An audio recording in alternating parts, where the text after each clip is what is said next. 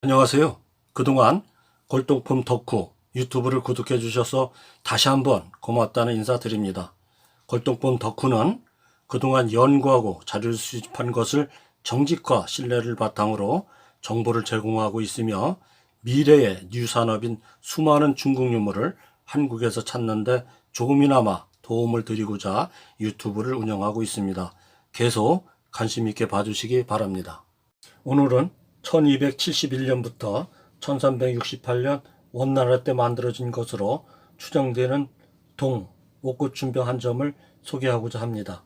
규격으로는 밑면이 7.5cm, 몸통이 12.5cm, 입구가 13.3cm, 높이가 25.7cm가 되겠습니다. 한번 자세히 살펴보도록 하겠습니다.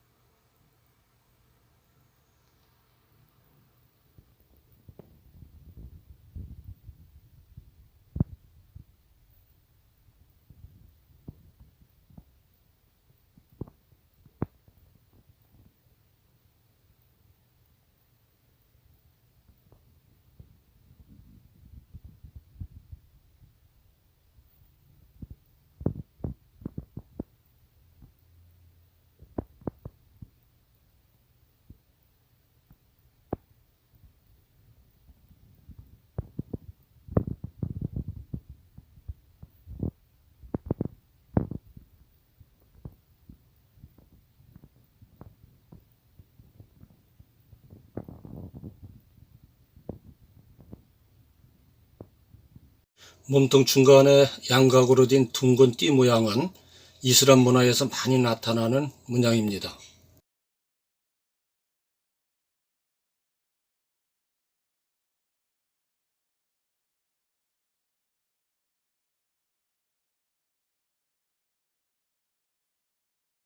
밑굽 주변에는 음각으로 새끼 꼬인 문양이 있고요.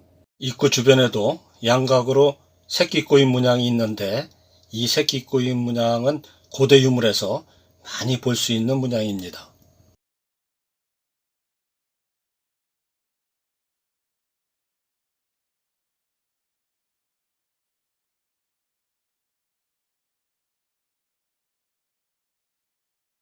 몸통에는 7개의 층으로 구획되어 있고요.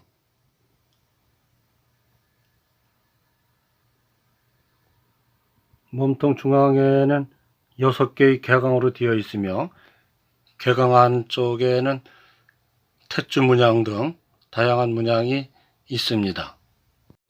또한 입구 주변에도 탯줄 문양이 보이고요. 궁중의 그 왕비가 사용하던 목걸이를 착용한 문양과 부처님 목에 목걸이를 착용한 문양이 있는 것으로 보이며 동제품의 양각으로 문양을 제작한다는 것은 매우 수준 높은 예술품이라 생각이 되며 또한 궁중에서 사용하던 것이 아닌가 생각해 봅니다. 매우 희귀한 동 옥구춘병이 되겠습니다.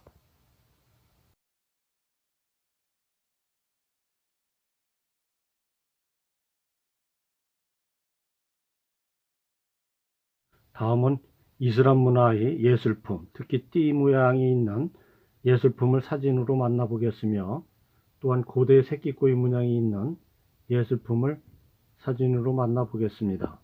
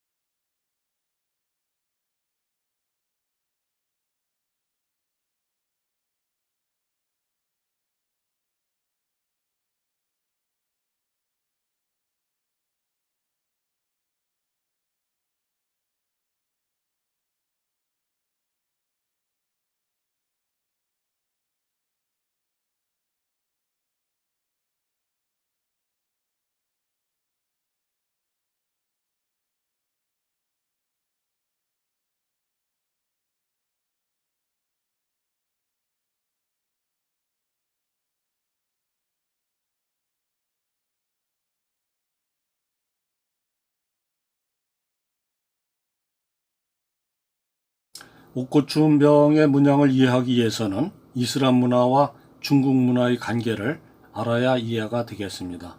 이슬람교가 탄생한 곳은 아라비아 반도이며 아라비아 반도는 대부분 사막과 고원으로 이루어져 있습니다.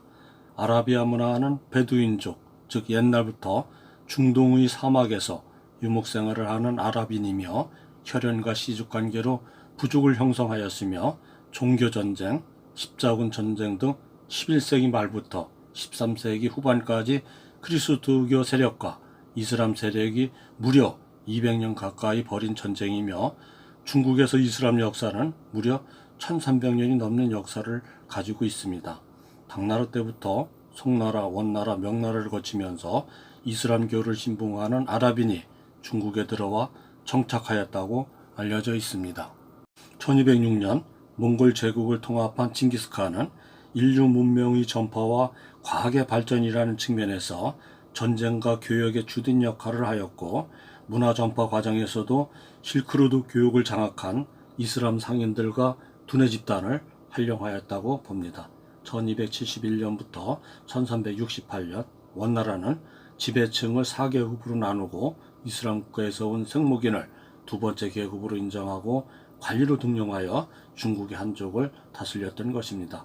대체로 몽골인들은 문화 수준이 낮았으며 인구도 적었기 때문에 이슬람인들을 대량으로 관리로 등용하여 국정에 참여시키게 됩니다.